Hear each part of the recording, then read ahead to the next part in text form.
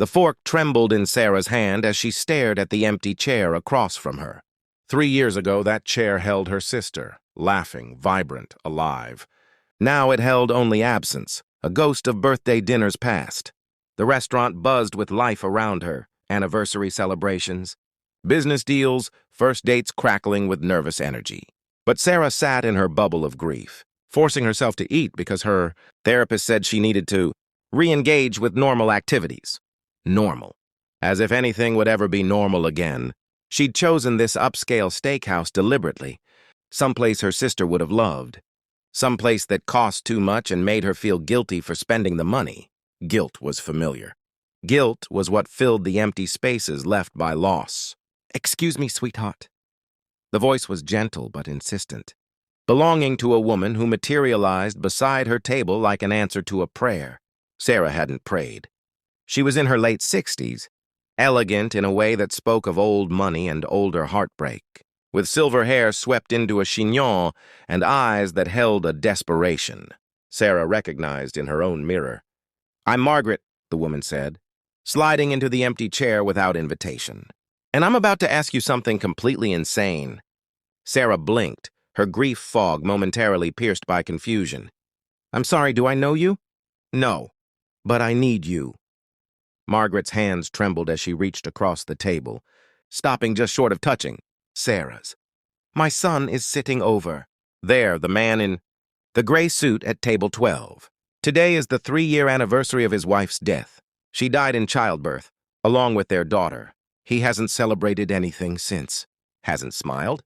Hasn't lived. He's been dying slowly for 3 years, and I'm watching it happen. Sarah's breath caught. She understood that particular hell, the slow suffocation of grief, the way it turned your bones to lead and your future to fog. "Tonight I did something terrible," Margaret continued, her voice cracking. "I told him I'd arranged a surprise, that I'd found someone he needed to meet, a woman who understood loss, who might help him see that survival is possible. I lied. I was desperate. But if I go back and tell him the truth, if he realizes, I've manipulated him again." She pressed her fingers to her lips. "It might be the final straw. The thing that makes him give up completely." Sarah should have said no. Should have recognized this as manipulation, as crossing boundaries, as someone else's problem. But she looked at Margaret's face. Really. Looked and saw her own mother's expression from the funeral. That helpless agony of watching your child drown and being unable to save them. "What's his name?" Sarah heard herself ask. Thomas Brennan." Margaret's relief was palpable. "He runs Brennan Architecture. Before everything, he designed spaces that made people feel hopeful. Now he only designs office buildings. Functional, emotionless, safe. Brennan Architecture." Sarah knew the name. Everyone in Boston did. But she'd never connected it to a flesh-and-blood human who'd lost everything in a single devastating day. "I'm Sarah Mitchell." She set down her fork. Her own dinner suddenly irrelevant. "What do you need me to do?" 5 minutes later, Sarah approached table 12 with her heart in her throat. Thomas Brennan sat with his shoulders hunched, staring at a glass of whiskey as if it held answers. He was younger than she'd expected, late 30s, maybe, with the kind of exhaustion that ages you from the inside out. His wedding ring still circled his finger, worn and dulled by time. "Thomas?" Her voice came out softer than she'd intended. "I'm Sarah. Your mother thought we should meet."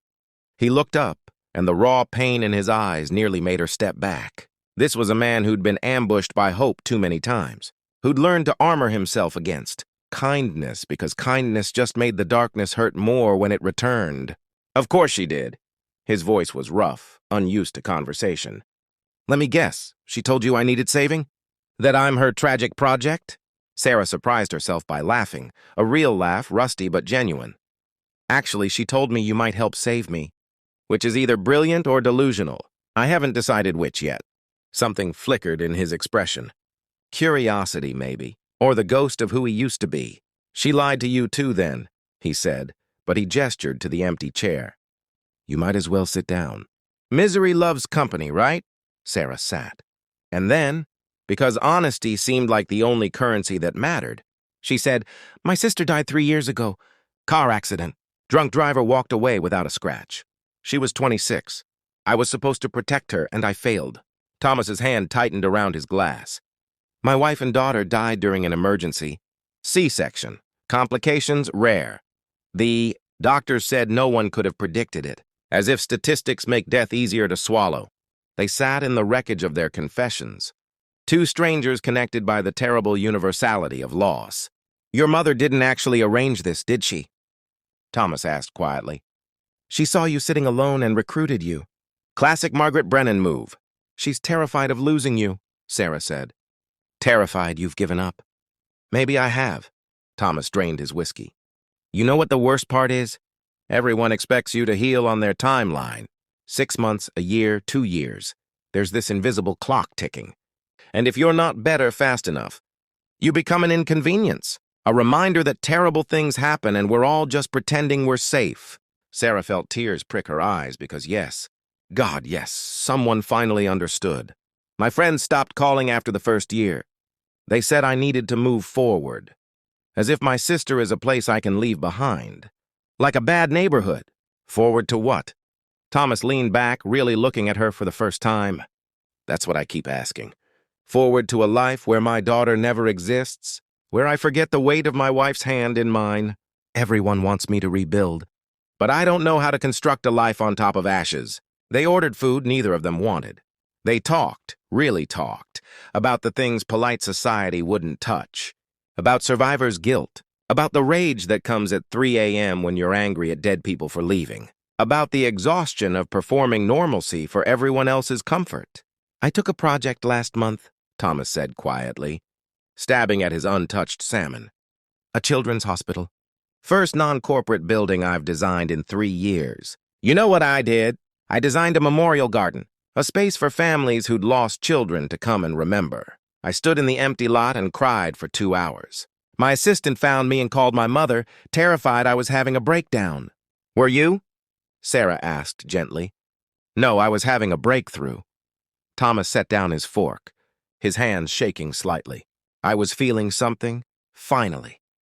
After 3 years of numbness, I felt rage and grief and purpose all mixed together. And it hurt like hell, but it was real. It was human. Sarah reached across the table and did something she'd never have done with a stranger. She took his hand. His wedding ring pressed cool against her palm. I volunteer at a grief support group now, she said. Not as a counselor, just as someone who shows up, who says me too when people describe the indescribable.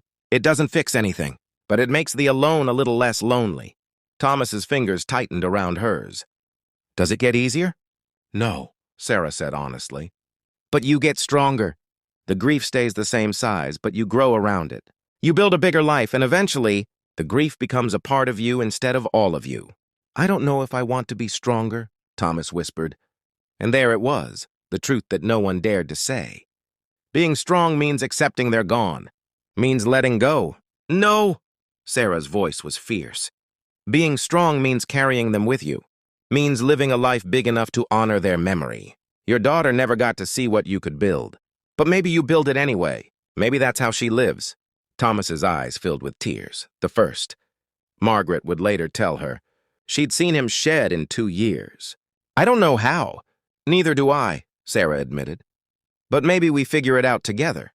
2 disasters supporting each other through the wreckage. They talked until the restaurant began closing, until the staff started pointedly stacking chairs. Margaret had disappeared somewhere around dessert, leaving them to navigate their own path forward. At the door, Thomas hesitated. This is going to sound crazy, but would you come see the hospital project? I could use someone who understands what it's for, what it means. Sarah smiled, a real smile that reached her eyes. I'd like that. But Thomas, no more pretending. Your mother lied to get us here. But whatever happens next has to be real. I can't handle more performance. Deal. He pulled out his phone with shaking hands. Can I have your number? And not because my mother orchestrated this, because I haven't talked to someone who actually understood in 3 years. And I'm not ready to let that go. Sarah entered her number, feeling something shift in her chest, not healing exactly, but maybe the first crack letting light through. As she walked to her car, Margaret appeared from the shadows, mascara smudged and eyes red. Thank you, she whispered. I heard him laugh. For 5 seconds, he forgot to be dying, and he laughed. Sarah hugged this stranger who'd seen her pain and decided it mattered. Thank you for being brave enough to ask. For believing we could help each other. Will you see him again? Margaret asked hopefully. Yes, but not for you. Not because I'm fixing him or he's fixing me. Because sometimes survival means finding someone who speaks your language. Someone who knows that moving forward doesn't mean forgetting. Sarah drove home through Boston streets, slick with November rain, her phone buzzing with a text. Thank you for being honest. For not telling me it gets better or happens for a reason. For just sitting with me in it. Thomas. She pulled over, her hands shaking too hard to drive, and typed back, thank you for seeing me. The real me. The one who's still figuring out how to be alive. Let's be disasters together. 3 years of grief hadn't evaporated. The empty chair still ached. Her sister was still gone, and Thomas's family would never come back. But something had shifted. The recognition that survival didn't have to be a solo journey. That sometimes the kindest thing we can do is let someone else witness our pain and say, me too. You're not alone. Margaret had lied to bring them together. But the truth they'd found was more powerful than any deception. That humanity, at its core, is about showing up for each other in our darkest moments. About choosing connection over isolation. About building lives big enough to carry our grief without being consumed by it. Sometimes the most profound acts of love come from desperate mothers who refuse to watch their children disappear. From strangers who choose vulnerability over safety. From the willingness to sit with someone else's pain and not try to fix it. Just acknowledge it, honor it, and say, I see you. You matter. Your grief is real, and so is your right to survive it.